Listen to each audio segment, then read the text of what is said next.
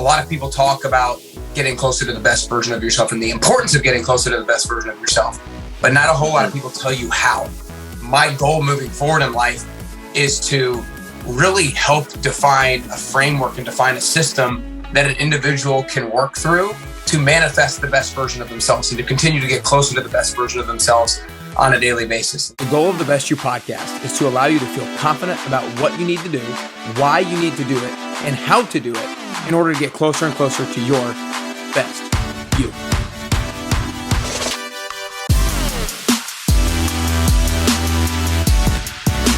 All right. So I just had a few questions. I know you are a super busy guy, so I don't want to take too much of your time. So I just have a few questions that I wanted to ask to kind of get to know you better and to get to know specifically entrepreneurship a bit better as well.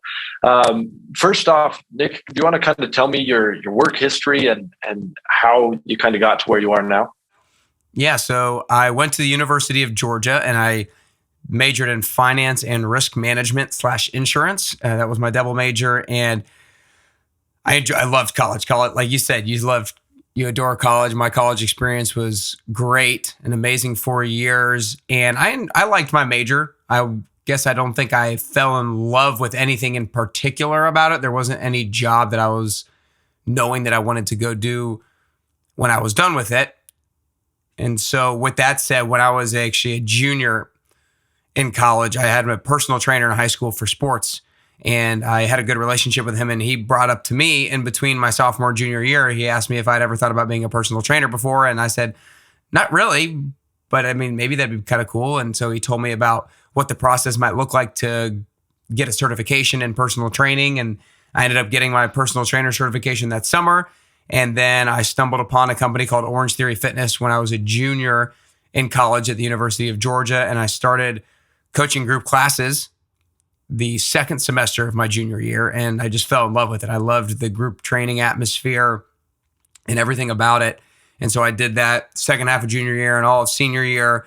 But I kind of had the thought process when I was graduating college that I'm studying finance and risk management. I should probably do something with that right off the bat. I kind of know I want to do maybe something with the fitness thing long term, but I have no idea what that would look like. So I'm just going to get a job in something that I studied right away.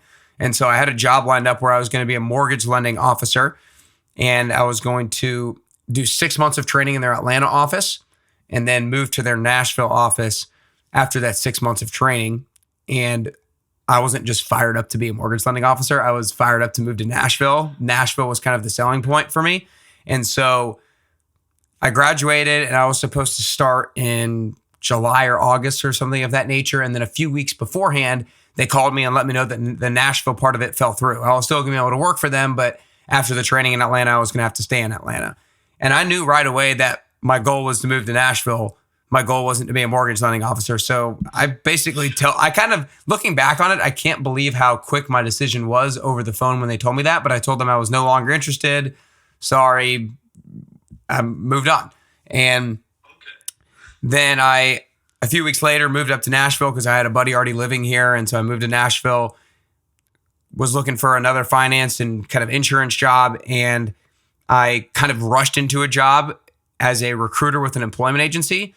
So I got that job, was doing it for 2 weeks. And during that time, I just continually had the thought running through my mind of, I know I want to be doing something with fitness long-term, but I don't know what it looks like. But I know I'm not really going to love what I'm currently doing. So why am I going to waste 9 hours a day doing something I know I don't want to do long-term, but I could just use this time to figure out how to grow into the thing that I do want to do long-term. And so did 2 weeks with that recruiting agency and quit, and then started doing personal training, realized I don't want to just do personal training. And I went back to doing Orange Theory as well. And kind of ever since then, I formed Best You and have been doing Best You and some other training gigs on the side as well. I think what I found the most interesting was how you went through all this schooling for finance, but you kept doing and you kept going back to fitness, right? What you really love. What did that startup process look like as you kind of went from, you were doing finances and other things like that, and you didn't really like it at all. what did the startup of Best You kind of look like? Yeah, and it's probably not the traditional or the recommended way almost, but actually, to a certain extent, it is.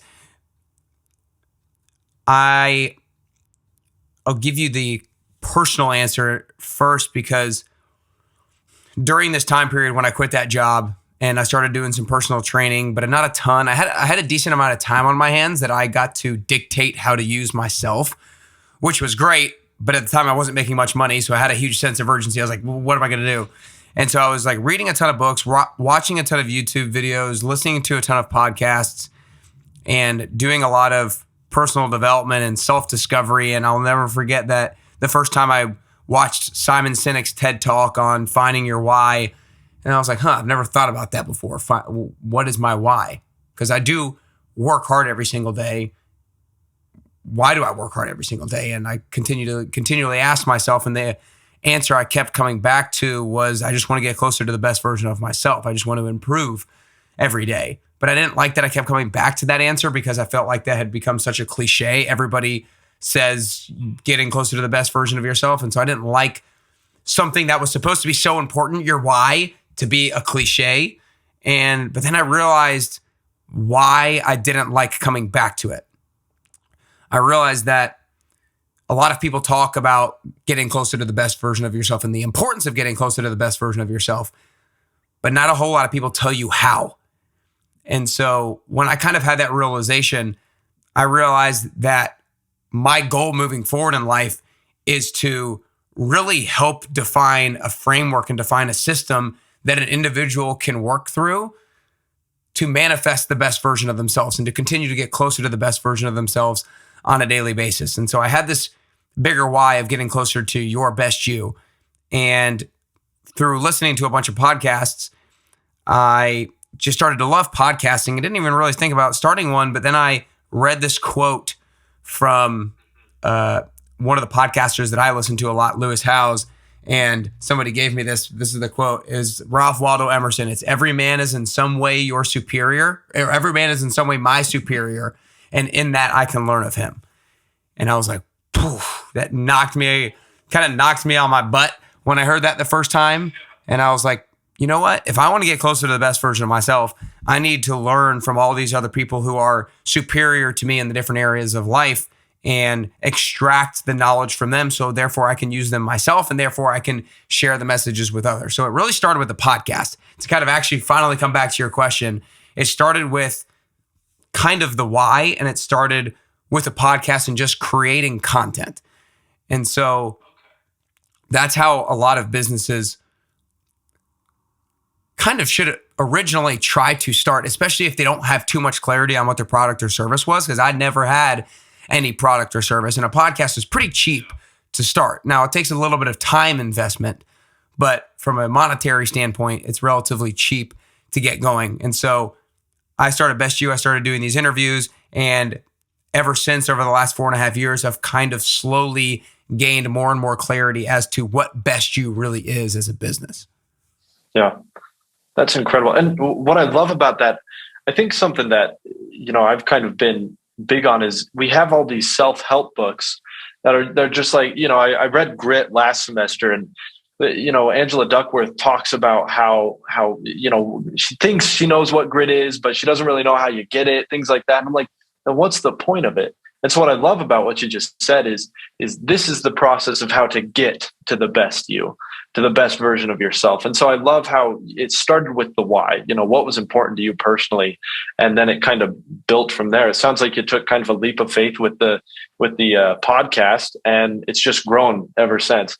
And what kind of made it grow, I guess? Was there different marketing or anything like that was involved in the growth of Best You? Not really. I never did too much marketing. Social media is my biggest marketing tactic, if you will. But I really think it's been through, I know what it's been through. It's been through putting myself out there and trying to build as many great relationships as I can.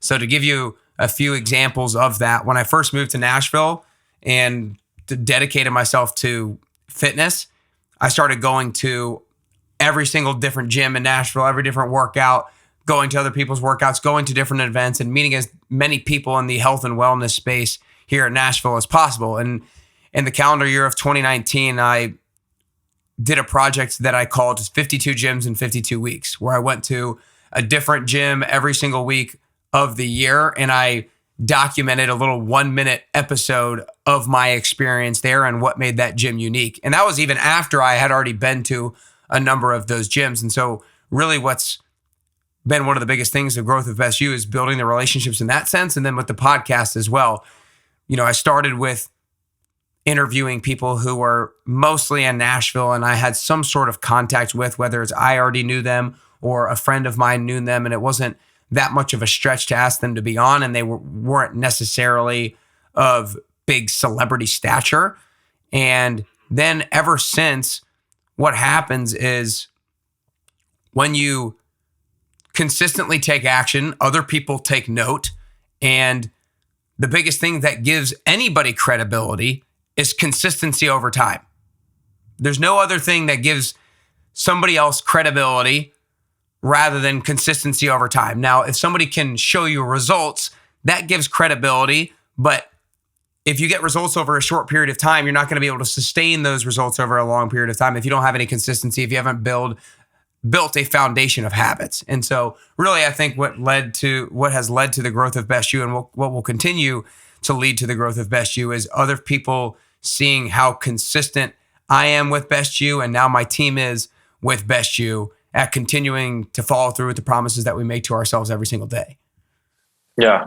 I think that's such a powerful principle, is the principle of consistency that you talked about. That it sounds like laid the entire foundation for your entire business. And because of that, it's been able to grow. I love how you haven't even used, too many marketing strategies. It's just been networking. And what I've found from a lot of these different informational interviews is a lot of people talk about how important networking is. You got to get to know people. And more importantly, you got to make sure people know you so that, when things come up, they think of you, well, we can invite Nick to this or that. And so I think that's really cool that you emphasize consistency over a period of time being the thing that gives you the most credibility. I know that we're just about out of time. I just want to ask you one last question. In this entire process, what's kind of been your favorite part about Best You? Was it starting it? Has it been the followers? Has it been the people you've met? Like, what's been your favorite part of creating Best You? We'll be back to the interview in just a second. But first, I wanted to share a quick testimonial from a past participant of the 10-week transformation program. I started running the 10WT in the beginning of 2020 and have had over 150 people and counting go through it, and they've seen amazing results both inside and out. If you're inspired to join after listening to the testimonial, then go to nickcarrier.com to learn more. We'll get back to the episode in just a minute, but first, here's what they had to say. I'm Erin. I joined Nick's program because I wanted to get more fit, or just kind of be more toned overall. So with Nick's help, he's really helped me figure out the best workouts that have helped me reach my goals. And I've done 3 of these programs with him, and every time I still see more and more progress.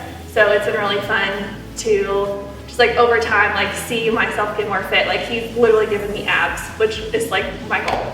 My favorite thing with the program, I think, is the camaraderie with everyone. I've made some really great friends from it, and I'm actually shocked at how much I actually waking up at 5 a.m.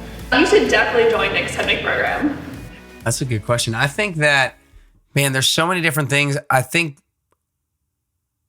I would have to probably, from an external perspective, say all the relationships that I've been able to build. Just from simply, I think it's crazy. I really think it's freaking crazy that someone like me can start a podcast and then just reach out to, I've had some amazing people on my podcast up to this point. Someone like Chris Fowler, who is the host of College Game Day, who I grew up watching on a regular basis.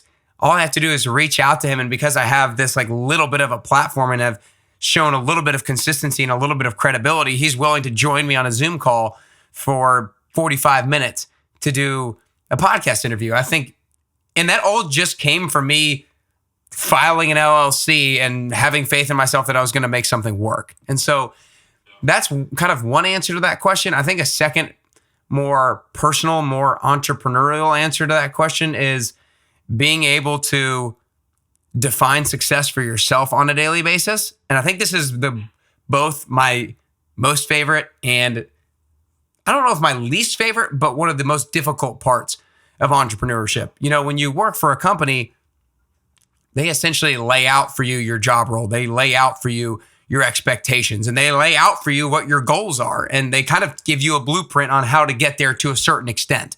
Certain job roles have a more specific blueprint than others, but to a certain extent, they give you a blueprint for how to achieve the goals and how to be good at what you do. Yeah. Which is great because it gives you a guideline for the day. But if you don't enjoy doing the guideline, then you're not going to enjoy the job. If you don't enjoy the execution of the blueprint, then you're not going to enjoy the job. And so when it comes to Best You, it's nice that I get to define success because I get to define how I spend my time on a regular basis. But being a new entrepreneur and not necessarily knowing all that much about business in the beginning, I've grown and learned more and more. You don't know whether what you're doing is right or not. You don't know whether the goals that you're setting out for yourself is actually going to take you to the next level. You don't know whether the time that you're spending is actually going to get you more clients, is actually going to get you more podcast listeners. When I defined the goal of doing 52 gyms in 52 weeks, that made me no money. That wasn't the goal. It was just to get me and learn about these different workouts and build my network as a person. Whether or not that was the right strategy, whether or not a mentor would have told me to do that or not, they probably wouldn't have. They probably would have said, that's a time sucker, that's a money sucker. There's no reason you should do that. It's not going to help your business. But I got to define success and I enjoyed the hell out of doing it. And so I think that's kind of the hardest and my favorite part is I get to define success for myself on a daily basis. However, it's difficult to know whether or not how I define success is going to ultimately lead me to the place that I want to go. Yeah, that's awesome. I love that. And that's, a draw of entrepreneurship is you get to decide. It's up to you what you work. It's up to you what you do. And, from what I've heard from a lot of different entrepreneurs is you end up working more than a normal 9-to-5 job anyway, but you get so much more fulfillment out of it. And so I love that that's what you talked about. You're like, I get fulfillment because it's things that I want to do and I know will either further me or further other people's success. And so I think that's really powerful. But thank you so much, Nick. If you want to ask another one, I can do about a few more minutes if you have anything else. If not, I'm fine. Okay. I actually did want to ask one more question because I think I'd be amiss if I didn't. What would your advice be to, freshmen or people in college as they start, not only their learning career, but then afterwards their real careers? What advice would you give them? Yeah. So I actually got asked, I was on another podcast maybe a month or two ago, and one of the questions they asked me was, what's the advice that you would give to freshman year college Nick? And I had actually never thought about that before. It's a relatively common question for people to ask, but I had never really thought about it before. And the answer that I give, I think, is really helpful and hopefully eases the mind of a lot of people. And it's the continual message that I think I continue to tell myself and that everybody needs to hear. And that's don't try to figure it out too quickly. I think that so many people are told that they need to figure it out quickly. They're told that you need to define a major. They're told that you need to pick what your career is going to be. They're told that you need to decide this and that at an early age. But one of the things that was so profound to me is one guy that I've had on my podcast before who I think when I interviewed him, he was 77 and he was an NFL referee and a motivational speaker. And he talked to me when I was about a couple years older than you right now. He told me what I was doing. He asked me what I was doing and I told him what I was doing. And I was like, I'm just trying to figure it out. He's like, let me stop you right there. I'm 77 years old and I'm just trying to figure it out. And that gave me a lot of peace. It's one of the stories that I tell so many people, one of the examples that I tell so many people, because I think we all feel like we need to have it figured out yesterday. And if we didn't have it figured out yesterday, it presents us with some stress, anxiety, some overwhelm, some fear because we don't have clarity on the future. But we need to be okay with a little bit of a murky clarity on the future, but we take action anyway. And so what I would tell a freshman or anybody at any almost stage in their life is don't try to come up with the long-term answer right now. Be okay with setting a goal as the mountain peak right now and starting to move towards it. But then as you move towards it, your view of it is going to change. And you might be like, oh, that's not really the mountain peak I want to go to. That's the mountain peak I want to go to. And so you stray a little bit. That's not the major I want to do. It's this major. And so you go after that one. And then you get a job in that one and you do that for 2 years. And then you gain more clarity on the mountain peak that you originally set out for yourself. And you're like, no, that doesn't really align with my values. I'm going to do this one. And so you have to be okay with, especially when you're young, basically a severe lack of clarity on your long-term goal.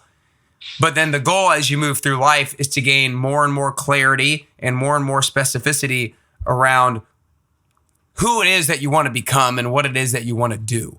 So advice for somebody who is a freshman and really anybody is don't try to figure it out too quickly. Be okay with figuring it out being a long-term process. Yeah, that is really cool. And honestly, that actually does help a lot. Is because I've been kind of stressed. A lot of people in this class actually that I'm taking for this, we're talking about our grad plans and we're figuring out the next 4 years of our college career. I'm like, wow, this is a lot of credits that I have to take. There's 2 internships that I have to do and things like that. And it's actually really nice just taking a step back and being like, I don't have to figure it out too quickly. And following that up, I love how you said that you still have to act though. You can't just lay back and let life happen, because then, I think bad things will happen. But you act and just be all right with not figuring it out too quickly. That's incredible. Well, I'll finish it off. This is a perfect way to round it out, because Chris McChesney, who connected us, was one of my favorite interviews because his book, The 4 Disciplines of Execution, is one of my favorite books of all time. In the first interview, I've done 2 interviews with him now. The first interview, he said something that was really profound along the same lines that we're talking about. He talked about how you need to set a goal for yourself now, not because the biggest reason for doing that is because you want to get exactly there, but it's you're going to end up somewhere 10 times better having set the goal in the first place, because you're going to take action, because setting a goal gets you to take action. But then once you start taking action, the goal can change. And that's okay. It's not about necessarily getting to the pinpointed goal that you set out for yourself now. It's about that pinpointed goal forcing you to take action, and it will lead you to somewhere 10 times better off than if you have never set that goal in the first place. Yeah, I love that. It's all about progression. It's all about becoming better and better. It's all about becoming the best you. I love that so much. Honestly, it's such a great, and I've done a lot of research and things like that on the best you, and it looks fantastic. And it's a really cool program that you've got going. And thank you so much for allowing me to steal some of your time to have this little interview. This was really insightful for me, and I feel like it helped me a lot. And I want to thank you for that. Awesome, dude. Well, yeah, no, I appreciate you having me on and asking me some questions. I think it's great what you're doing for your project, because I think that I wish I would have done something like this in my freshman year of college. And I think it's great that you're already starting to build a little bit of a network yourself. So keep at it, baby. All right. Thank you so much, Nick.